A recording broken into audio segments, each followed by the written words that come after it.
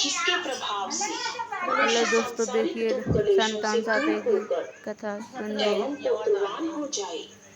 यह सुनकर भगवान मधुसूदन बोले, धर्मराज, आपने बड़ा ही उत्तम प्रश्न किया है।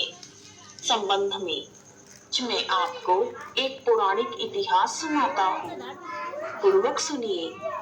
समय लोमेश मुनि मथुरापुरी में वासुदेव और देवकी से मिलने गए। लोमेश मुनि को आया हुआ देखकर वासुदेव और देवकी बहुत प्रसन्न हुए और उन्होंने लोमेश मुनि का आदर और सत्कार किया। उन्हीं के चरणोदक से अपने घर तथा शरीर को पवित्र किया। लोमेश मुनि उनके आदर सत्कार से बहुत प्रसन्न हुए। उन्होंने कहा, हे देवकी, दुष्ट दुराचारी कंस ने कई पुत्र मार डाले हैं। इस कारण तुम्हारा मन बहुत दुखी है। पूरी तरह राजा नहुष की पत्नी चंद्रमुखी भी ही रहा करती थी। तो उसने संतान सप्तमी का व्रत पूरे विधि विधान के साथ किया। के प्रताप से उसको संतान का सुख प्राप्त हुआ।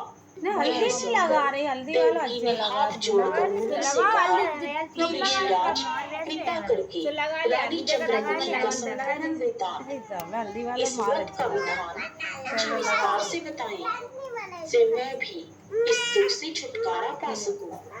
उमेश ऋषि बोले, हे देवकी, अयोध्या के राजा नहुष थे कि पत्नी चंद्रमुखी बहुत ही सुंदर थी। नगर में विष्णुगुप्त नामक एक ब्राह्मण रहता था। उसकी पत्नी का नाम अद्रमुखी था। वह भी बहुत सुंदर थी और ब्राह्मणी में बहुत प्रेम था। एक दिन वह दोनों नदी में स्नान करने गए। उन्होंने देखा कि बहुत सी स्त्रियां सरयू नदी में स्नान करके स्वच्छ वस्त्र धारण करके मंडप में भगवान शिव और मां पार्वती की मूर्ति को स्थापित करके पूजा कर रही थी। मुनि और ब्राह्मणी ने यह देखकर स्त्रियों से पूछा, तुम यह किस देवता का पूजन कर रही हो? उनमें से एक स्त्री ने कहा कि हम संतान सप्तमी का व्रत कर रही हैं। हमने भगवान शिव तथा मां पार्वती का पूजन पूरे विधि विधान से किया है। सुनकर रानी और ब्राह्मणी ने भी संतान सप्तमी के पावन व्रत को करने का मन ही मन संकल्प लिया और घर वापस लौट आई। ब्राह्मणी भद्रमुखी संतान सप्तमी के व्रत को नियम पूर्वक करती रही, तो रानी चंद्रमुखी मत के कारण कभी इस व्रत को करती तो कभी भूल जाती। समय बाद उन दोनों की मृत्यु हो गई। जन्म में बंदरिया और ब्राह्मणी ने मुर्गी की योनि पाई, तो ब्राह्मणी मुर्गी की योनि में भी नहीं भूली। मन ही मन भगवान शिव और मां पार्वती का ध्यान करती रही। दूसरी ओर रानी बंदरिया की योनि में भी कुछ भूल गई। समय बाद इन दोनों ने यह देह भी त्याग दी। उनका तीसरा जन्म मनुष्य योनि में हुआ। ब्राह्मणी ने एक ब्राह्मण के यहाँ कन्या के रूप में जन्म लिया तथा रानी से एक राजा के यहाँ राजकन्या के रूप में जन्मी। ब्राह्मण ने अपनी पुत्री का नाम भूषण देवी रखा तथा विवाह योग्य होने पर विवाह गोकुल निवासी अग्निभील नामक ब्राह्मण से कर दिया। उधर राजा ने अपनी पुत्री का नाम ईश्वरी रखा और उसका विवाह मालव देश के राजा पृथ्वीराज के साथ किया। इस प्रकार वह राजा पृथ्वीराज की मुख्य रानी ईश्वरी बन गई। भूषण देवी इतनी सुंदर थी कि वह आभूषण रहित होते हुए भी बहुत आकर्षक लगती थी। देव की पत्नी रति भी उसके सम्मुख लजाती थी। भगवान शिव और माता पार्वती के आशीर्वाद से सर्व गुण संपन्न, चंद्रमा के समान धर्मवीर, निष्ठ, सुशील स्वभाव वाले 8 पुत्रों की प्राप्ति हुई। दूसरी ओर शिव विमुख रानी ईश्वरी के गर्भ से संतान उत्पन्न नहीं हुई। वह दुखी रहने लगी। रानी और ब्राह्मणी में प्रीत पहले जन्म में थी, अब भी बनी रही। रानी प्रौढ़ावस्था को प्राप्त हुई, तब उसे एक रोगग्रस्त पुत्र प्राप्त हुआ और वह 9 वर्ष की आयु में ही क्षण भर में संसार को छोड़कर चला गया। पुत्र शोक में रानी बहुत दुखी हो गई और व्याकुल रहने लगी। भूषण देवी को इस बारे में पता चला तो वह रानी के पुत्र शोक की संवेदना के लिए मिलने गई। भूषण देवी को उसके पुत्रों के साथ देखकर के मन में ईर्ष्या उत्पन्न हुई। एक दिन रानी ने भूषण देवी के पुत्रों को भोजन के लिए बुलाया और उन्हें भोजन में विष मिला कर दिया, परंतु भूषण देवी के व्रत के प्रभाव से उनका बाल भी बांका ना हुआ। इससे रानी को और भी क्रोध आया। फिर उसने अपने नौकर को आज्ञा दी, भूषण देवी के पुत्रों को पूजा के बहाने यमुना नदी के किनारे ले जाकर वे जल में धकेल दिया जाए। तो भगवान शिव और माँ पार्वती की कृपा से इस बार भी सभी बालक के प्रभाव से बच गए। रानी को इस बारे में पता चला तो वह और अधिक व्याकुल हो गई। उसने जल्लादों को बुलाकर आज्ञा दी कि ब्राह्मण बालकों को वध स्थल पर ले जाकर मार डालो। तो जल्लादों के बहुत प्रयास करने पर भी तक ना मर सके। यह समाचार सुनकर रानी को बहुत आश्चर्य हुआ। फिर उसने भूषण देवी को बुलाकर सारी बात बताई और क्षमा याचना करते हुए उससे पूछा, तूने ऐसा कौन सा दान पुण्य किया है कारण तेरे पुत्र नहीं मरे और तू नित्य नए सुख भोग रही है? सौभाग्यवती है। कपट होकर मुझे इसका भेद समझा, मैं तेरी सदा ऋणी रहूंगी। रानी के दीन वचन सुनकर भूषण देवी कहने लगी, रानी मैं तुम्हें 3 जन्म का हाल कहती हूँ, ध्यान पूर्वक सुनना। जन्म में नहुष की पत्नी थी, तुम्हारा नाम चंद्रमुखी था, मैं ब्राह्मणी थी, अयोध्या में रहती थी, हम दोनों सहेलियां थी।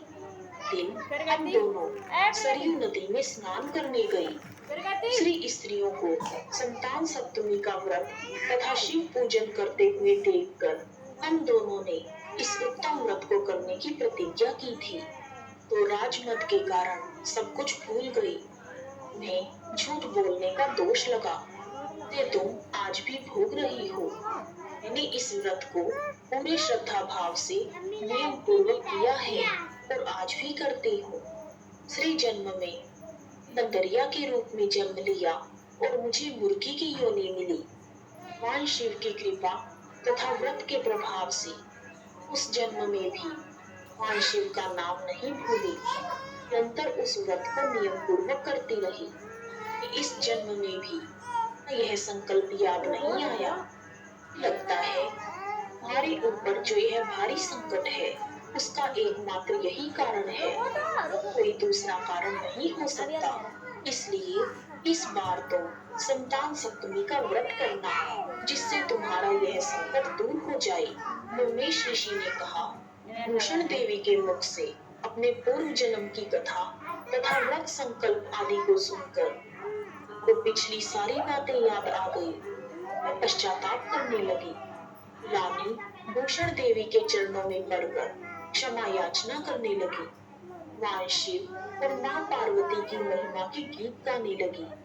दिन से इन्हें नियम पूर्वक संतान सप्तमी का व्रत किया, के प्रभाव से रानी को संतान सुख मिला। सभी सुखों को भोग कर स्वर्गलोक को प्राप्त हुई। शंकर के व्रत का ऐसा प्रभाव है कि पथभ्रष्ट मनुष्य भी अपने पथ पर अग्रसर हो जाता है और अंत में ऐश्वर्य भोग कर मोक्ष पाता है। फिर लोमेश ऋषि ने कहा, हे देवकी, संतान सप्तमी के इस पावन व्रत को करो जिससे तुम्हें भी संतान का सुख प्राप्त होगा।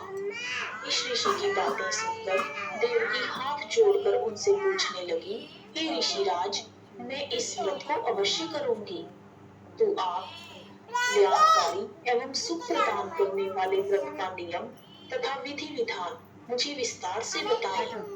मेष मुनि ने कहा, संतान सप्तमी का यह पुनीत व्रत मास के शुक्ल पक्ष की सप्तमी के दिन किया जाता है।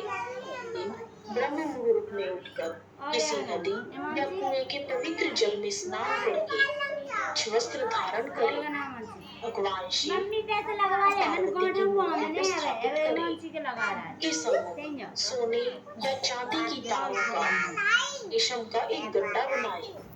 गड्ढे में 7 गांठें लगाए। गड्ढे की धूप, दीप तथा अष्टगंध से पूजा करके अपने हाथ में बांधे। भगवान शिव से अपनी कामना सफल होने की प्रभाव से प्रार्थना करें।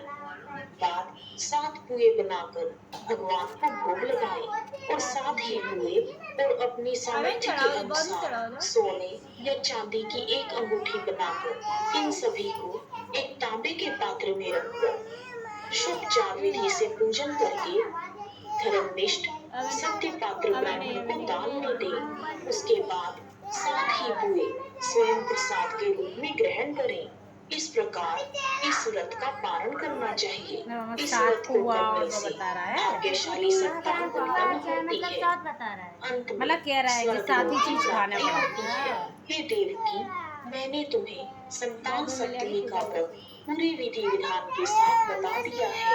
इतना कहकर भगवान श्री कृष्ण ने पुत्र युधिष्ठिर से कहा, मेष मुनि अपनी माता को शिक्षा देकर चले गए। ऋषि के कहे अनुसार अपनी माता ने संतान सप्तमी के व्रत को नियमानुसार किया के प्रभाव से पुत्र शोक से मुक्ति मिली और हमारा जन्म हुआ। संतान सप्तमी का यह पावन व्रत संतान सुख देने वाला तथा सभी पापों का नाश करने वाला है। कार संतान सप्तमी की व्रत कथा और पूजा विधि पूर्ण हुए। बोलो शिव शंकर भगवान की जय, माता पार्वती की जय। यदि आपको वीडियो पसंद आया है तो कमेंट बॉक्स में उमा महेश्वराय नमः लिखना ना भूलें।